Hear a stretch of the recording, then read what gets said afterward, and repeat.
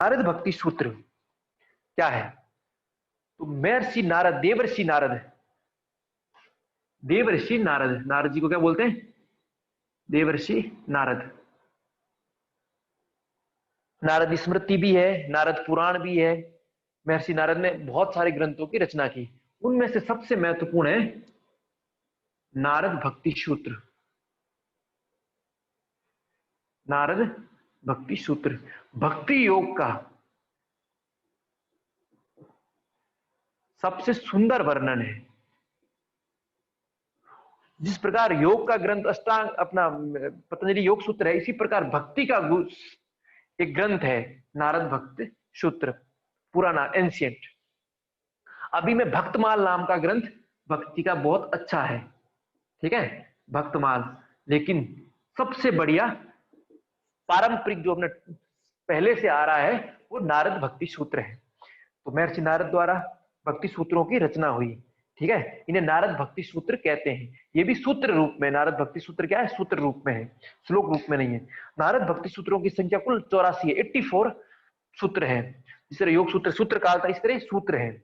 इनमें से जो प्रमुख हमारी भक्ति योग जो पाठ्यक्रम में है, भक्ति को दर्शाते हैं, वो सब सूत्रों का हम अध्ययन करेंगे, ठीक है। पहले शुरू में ऐसे ही परंपरा का आदि का वर्णन किया है।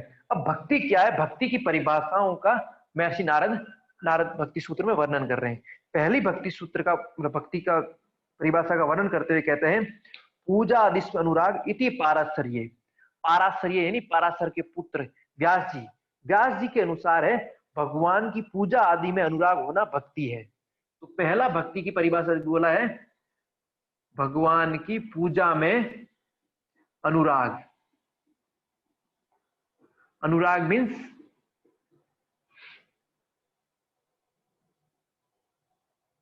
लव, ठीक है, उसमें प्रेम, भगवान की पूजा में प्रेम या अटैचमेंट, उसमें पूजा में क्या? अटैचमेंट। दूसरी आचार्य गर्ग के अनुसार भक्ति की परिभाषा बताते हैं, क्या बताते हैं? कथादिस्वती गर्गा, गर्गाचार्य के मत से भगवान की कथा में अनुराग, यहां भगवान की पूजा, दूसरा बोल रहे हैं भगवान की कथा, भगवान की कथा में अनुराग। यहां भगवान की पूजा कर रहे थे, यहां भगवान की कथा, भगवान की जो बारे में वर्णन है, उनके महात्म्य, उनकी महत्ता के बारे में जो वर्णन है, उसमें प्रेम, भगवान की कथा में अनुराग ही भक्ति है। फिर शांडिल्य ऋषि का मत बोलते हैं आत्मरति विरोध नीति शांडिल्य है। महर्षि शांडिल्य के अनुसार आत्मरति के अविरोधी विषय में अनुराग ही भक्ति है, ठीक है। आत्मरति के अविरोधी विषय में, आत्मरति के अविरोधी विषय में अनुराग, अर्थात आत्मा के साथ रमण करने के अविरोधी, अर्थात जो आत्मा को आत्मा में रमण करने दे, ऐसे विषय में प्रेम, ऐसे विषय से अटैचमेंट ही भक्ति है। तो आत्मरति के अविरोधी विषय में अनुराग, आत्मरति नहीं, आत्मा का आत्मा में रमण करना, अर्थात आत्म स्थिति में व्यक्ति स्थित हो जाए या प्रभु की स्थिति में स्थित हो जाए, और उसके अविरोधी अर्थात उसके विरोध में उसको सहायक होने वाले विषयों में अनुराग, उन विषयों से, उन ऑब्जेक्ट से अटैचमेंट भक्ति है, ये शांडिल्य के अनुसार। तो पहली थी महर्षि व्यास जी के अनुसार, दूसरी थी गर्ग, आचार्य गर्ग के अनुसार, और तीसरा था महर्षि शांडिल्य के अनुसार, ठीक है। शांडिल्य वाली दोबारा बताइए सर।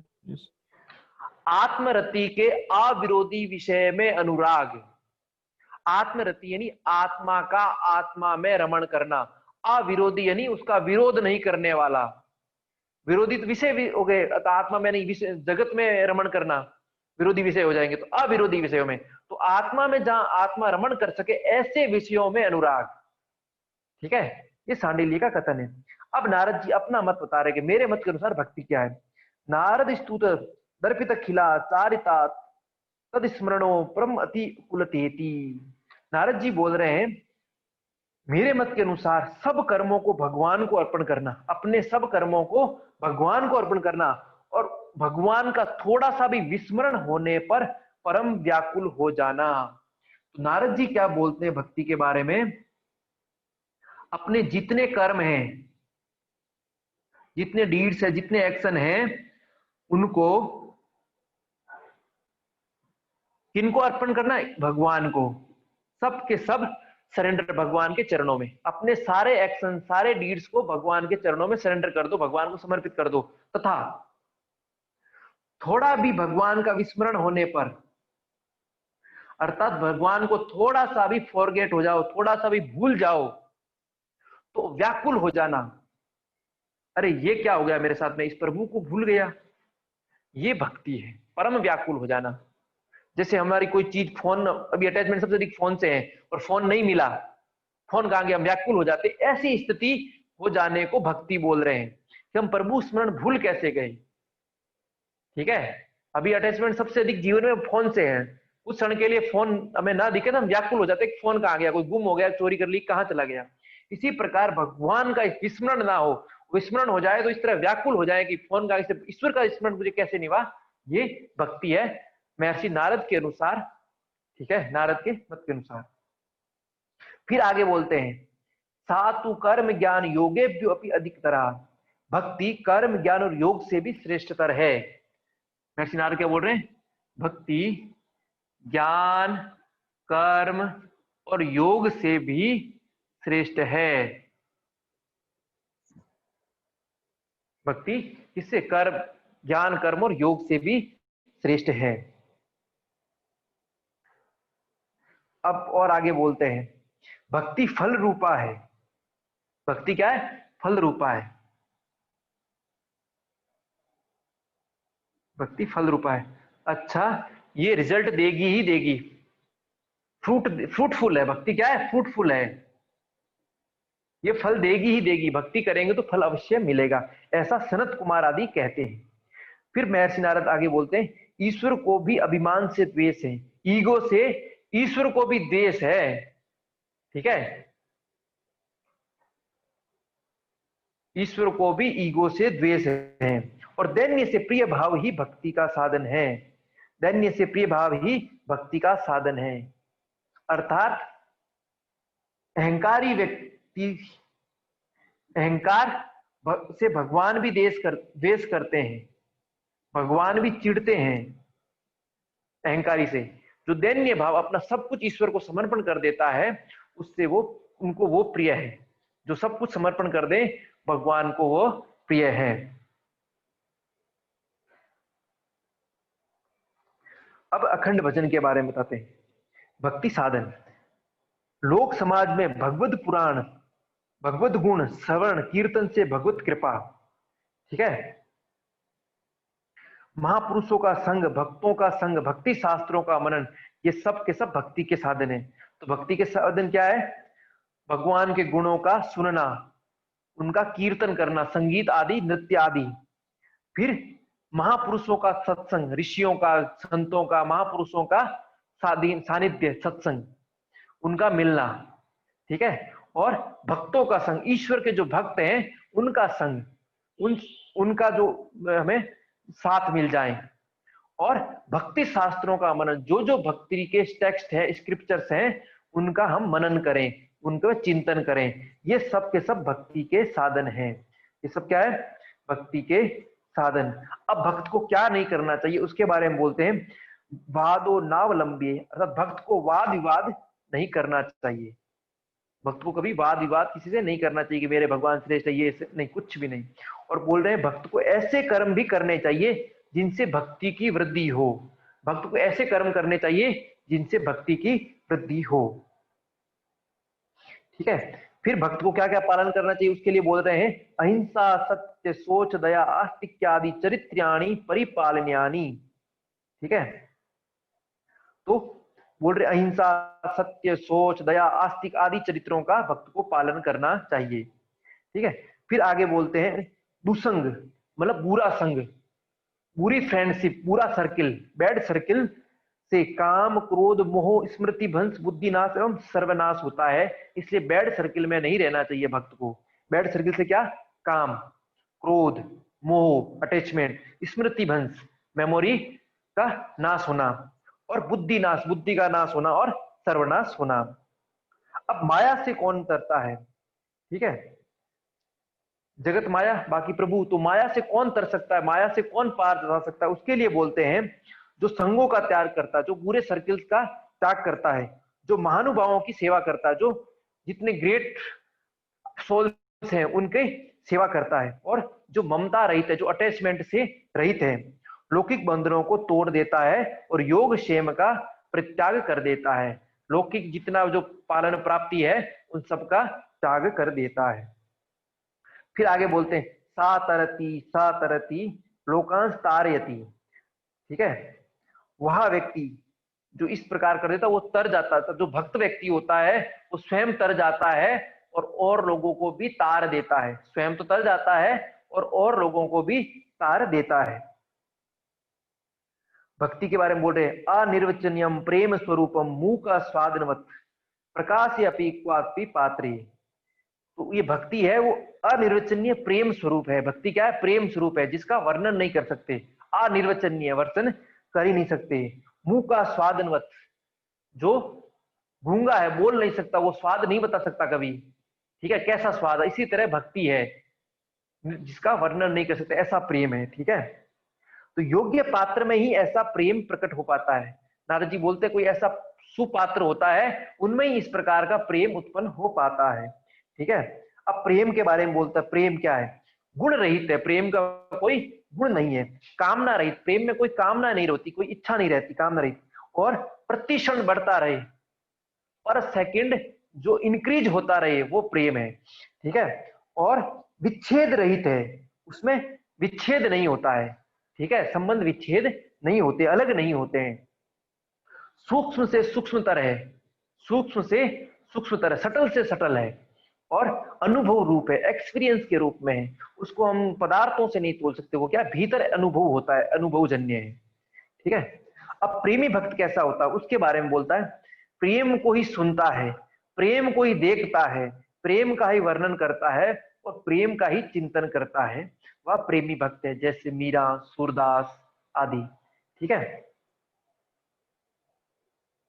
अब किस प्रकार की भक्ति करनी चाहिए? तो बोले स्वामी सेवा को भंग करके नित्य दास भक्ति या कांत भक्ति से ही प्रेम करना चाहिए। अर्थात भगवान को ही स्वामी मानना चाहिए। स्वामी भाव से किसी से प्रेम नहीं करना चाहिए। बोल रहे हैं दास भाव से प्रेम करना चाहिए। प्रेम किस भाव से करना चाहिए? दास भाव से, सेवक के भाव से प्रेम करना चाहिए। स्वामी के मतलब अहंकार रूप प्रेम नहीं, समर्पण रूप प्रेम करना चाहिए। ठीक है, सरेंडर रूपी प्रेम का वर्णन किया है, ईगो रूपी प्रेम का वर्णन नहीं है। और बोलते एकांत भक्त ही श्रेष्ठ है, भक्त एकांतिनो मुख्य। अर्थात एकांत में जो प्रेम है ईश्वर के साथ, वही सबसे श्रेष्ठ है। लोगों के सामने लोग हंसी का पात्र हो सकता है, लोग ना समझे तो फिर उसमें बाधा आ सकती है, इसलिए एकांत भक्त ही श्रेष्ठ है। अब अनन्य भक्त कैसा होता है? अनन्य भक्त का वर्णन बता रहे हैं। अनन्य भक्त कंठ अवरोध, गला रोध जाता है, कंठ अवरोध, रोमांच, पूरा भीतर रोमांच उठता है, और अश्रुयुक्त नेत्र, आंखों में पानी, रोम खड़े एकदम रोमांच, रोम हर्षित, और कंठ आंसुओं से भीग जाता है। कंठ भीग, गले में आंसू टाइप, गला भीग जाता है, आंखों में आंसू, गला रुक जाता है, और शरीर में रोमांच। ये अनन्य भक्त का रूप है। अनन्य भक्त ऐसा ही होता है, गला रूंध जाता, जिसको कहते हैं गला रूंध गया, बोलते बोलते गला रूंध जाना, आंखों में आंसू आना, एकदम रोमांचित होना। ठीक है, ऐसे भक्त अनन्य भक्त होते हैं। ये ऐसे भक्त तीर्थों को सुतीर्थ बना देते हैं, जितने तीर्थ हैं उनको सुतीर्थ, कर्मों को सुकर्म बना देते हैं, और शास्त्रों को सत्शास्त्र कर देते हैं। ये भक्तों की महिमा है। ठीक है, और सारे के सारे भक्त भगवान के ही है। महर्षि नारद बोल रहे हैं सारे के सारे भक्त किनके हैं? भगवान के ही है। और भगवान कीर्तित होने पर, अर्थात भगवान यदि प्रसन्न हो जाए, किसी के ऊपर कृपा कर दे, तो शीघ्र ही उसके सामने प्रकट होते हैं और भक्तों का अपना अनुभव करा देते हैं, भक्तों को अपना एक्सपीरियंस करा देते हैं कि मैं तेरे साथ हूं, तेरे पास हूं, तेरे निकट हूं। ठीक है, फिर नारद जी बोलते त्रिसत्यस्य भक्तिरेव गरियसी भक्तिरेव गरियसी। अच्छा, तीनों लोकों में भक्ति ही श्रेष्ठ है, भक्ति ही श्रेष्ठ है, भक्ति ही महान है। और एकादश भक्ति का वर्णन करते हैं। कितनी भक्ति? 11 प्रकार की भक्ति है, जो याद रखना, ठीक है। क्योंकि रामचरितमानस में तुलसीदास जी ने 9 प्रकार की भक्ति का वर्णन किया है, जबकि देवर्षि नारद 11 प्रकार की भक्ति का वर्णन कर रहे हैं। तो ये स्मरण रहना चाहिए। तो पहली है गुण महात्म्य आसक्ति।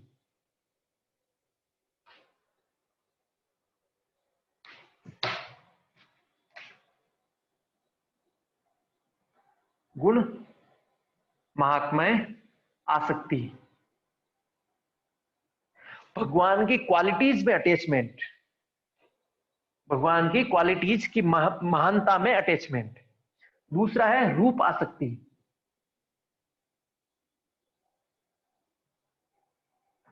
भगवान के रूप में अटैचमेंट, भगवान का जो प्रिय रूप है उस रूप में अटैचमेंट, चतुर्भुज रूप, अन्य प्रकार के जितने रूप, जो मूर्ति देके उस मूर्ति से अटैचमेंट, ये रूप आसक्ति है, भगवान के रूप में आसक्ति। तीसरा है पूजा आसक्ति, भगवान की पूजा में आसक्ति। ईश्वर की हम आराधना करते हैं, पूजा करते हैं, फल फूल चढ़ाते हैं, पत्तियां चढ़ाते हैं, तुलसी दल चढ़ाते हैं, जो जो चढ़ाते हैं भोग, उस भगवान की पूजा करने में अटैचमेंट, वो पूजा आसक्ति कहलाती है। अगली है स्मरण आसक्ति, स्मरण शक्ति, लगातार निरंतर भगवान का भजने में, स्मरण करने में, उनका नाम लेने में अटैचमेंट, ठीक है। स्मरण मेमोरी में केवल केवल ईश्वर ही, प्रभु ही, तो ये स्मरण आसक्ति। पांचवा है दास्य आसक्ति, सेवक भाव से, दास भाव से, दास भाव से आसक्ति, भगवान का सेवक मानकर स्वयं को आसक्ति, ठीक है। सर दास्य शक्ति है या दास्य आसक्ति?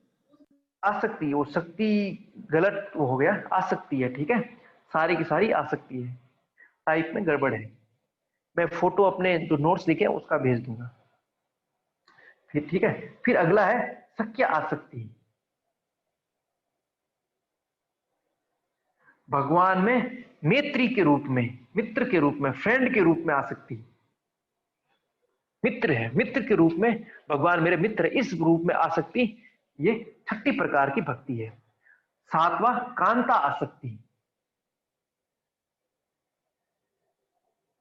मेरे परम प्रिय हैं भगवान, परम प्रेम, परम प्रेम, भगवान पति की तरह, कांता आसक्ति नहीं, पति की तरह ईश्वर को मानना, कांता आसक्ति। फिर 8वें प्रकार की आसक्ति है वो वात्सल्य, वात्सल्य आसक्ति। मां का जिस प्रकार वत्स के प्रति प्रेम होता है वो वात्सल्य कहलाता है, तो वैसा प्रेम, ममतामय भगवान के प्रति प्रेम आसक्ति, वो वात्सल्य आसक्ति कहलाती है, ठीक है। ईश्वर की रक्षा करना मां की तरह हमेशा, उस प्रकार की आसक्ति वात्सल्य आसक्ति।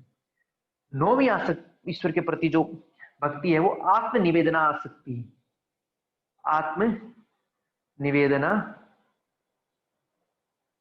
अर्थात अपना निवेदन, अपना पूरा सरेंडर, जो कुछ आप कहेंगे वही करना, उसके अलावा कुछ नहीं। तो आत्म निवेदन, भगवान के चरणों में स्वयं को पूरा का पूरा सरेंडर कर देना, सौंप देना, ये क्या है? आत्म निवेदन आसक्ति।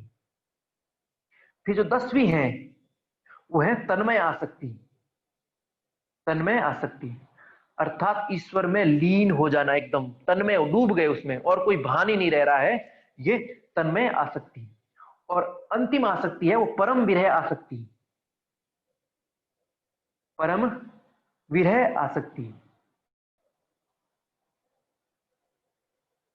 विरह यानी बिछोह, निकट नहीं होना, बिछुड़ने को, तो परम विरह आसक्ति, विरह वेदना, वो ये इस प्रकार 11 प्रकार की भक्ति है। एकादशदा भक्ति, पहली गुणमात्म्य आसक्ति के रूप में, रूप आसक्ति, पूजा आसक्ति, स्मरण आसक्ति, दास्य आसक्ति, सख्य आसक्ति मित्र के रूप में, कांता आसक्ति, वात्सल्य आसक्ति, आत्मनिवेदन आसक्ति, तन्मय आसक्ति और परम विरह आसक्ति।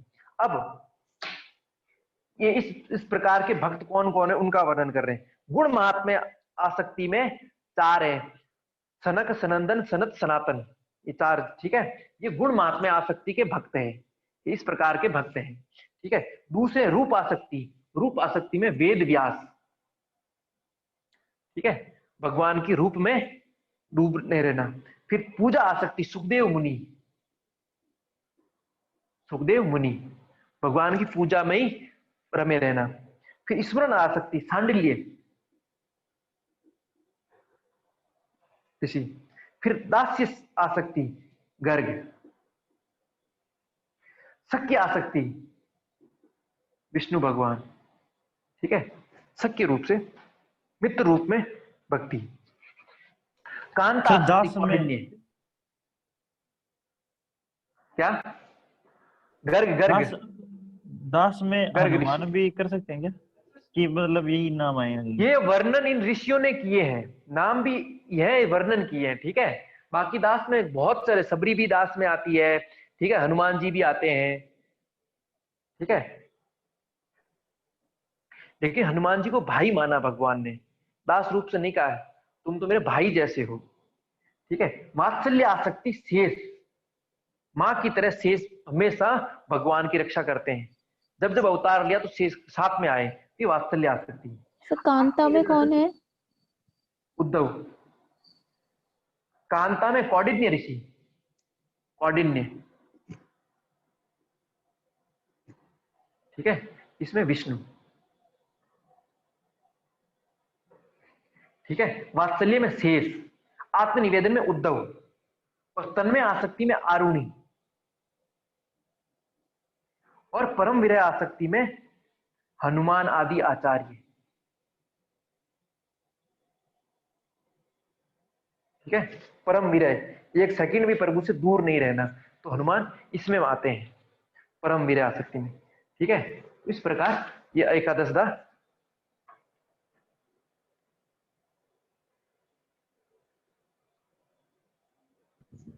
सर तन्मय में क्या लिखे हैं? तन्मय में मैंने लिखा आरुणि, ठीक है, आरुणि।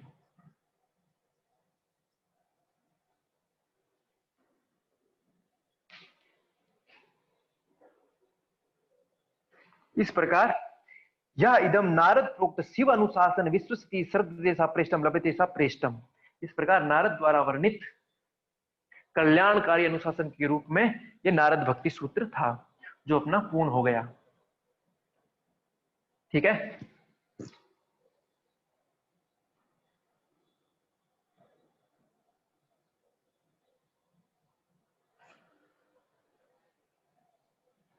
सर गुण महात्म्य आसक्ति में इसमें कौन थे? चारों जो सनक, सनंदन, सनातन, सनत कुमार, ये ब्रह्मा के मानस पुत्र माने जाते हैं।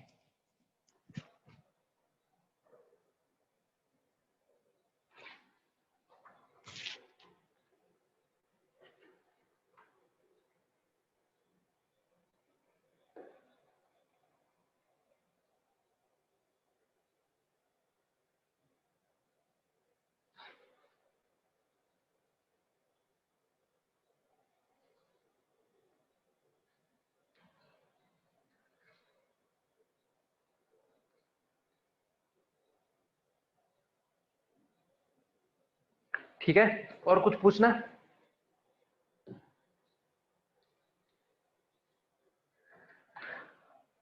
अब कल जितने संत ये योगी है उनका पढ़ना, कबीर, तुलसी, सूरदास, विवेकानंद जी, श्री अरविंद, महर्षि रमन, दयानंद सरस्वती, लाइडी मास्टर, टी कृष्णाचार्य, स्वामी शिवानंद, स्वामी राम, महेश योगी, श्री राम शर्माचार्य जी, ये। और परसों अपन पढ़ेंगे ज्ञान योग, हठ योग, कर्म योग, राजयोग, भक्ति योग, मंत्र योग। राजयोग पढ़ना नहीं है, ज्यादा कुछ है नहीं, ठीक है।